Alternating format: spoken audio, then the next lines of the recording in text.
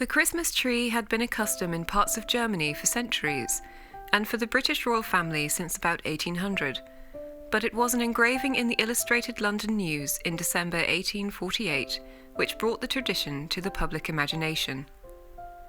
A number of different versions of the engraving were published more widely, some coloured. It was effectively a royal endorsement. The article was entitled "The Christmas Tree at Windsor Castle." We use this as the basis for our Getting Dressed Christmas special focusing on Queen Victoria. It goes on to explain that the decorated fir tree was somewhat more of a German custom than an English custom. The Christmas trees, because there were more than one, were put up on Christmas Eve and kept up until Twelfth Night. 2 trees adorned with candles decorated the dining room, and there were trees dedicated to each member of the royal household throughout Windsor Castle. Interestingly, the Christmas tree illustrated was just the tree for the royal children.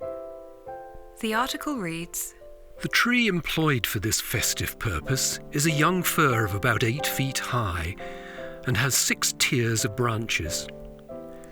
On each tier or branch are arranged a dozen wax tapers.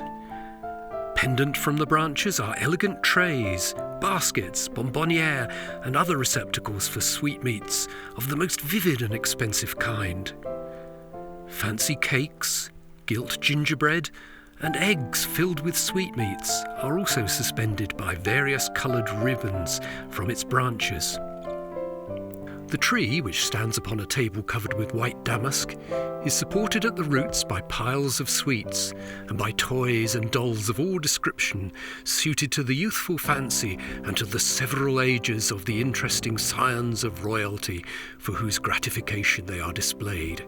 The name of each recipient is affixed to the doll, bonbon, or other present intended for it, so that no difference of opinion in the choice of dainties may arise to disturb the equanimity of the illustrious juveniles. On the summit of the tree stands the small figure of an angel with outstretched wings, holding in each hand a wreath." Featured on the tree in the illustration is what appears to be a silver fish hung with blue and red ribbon.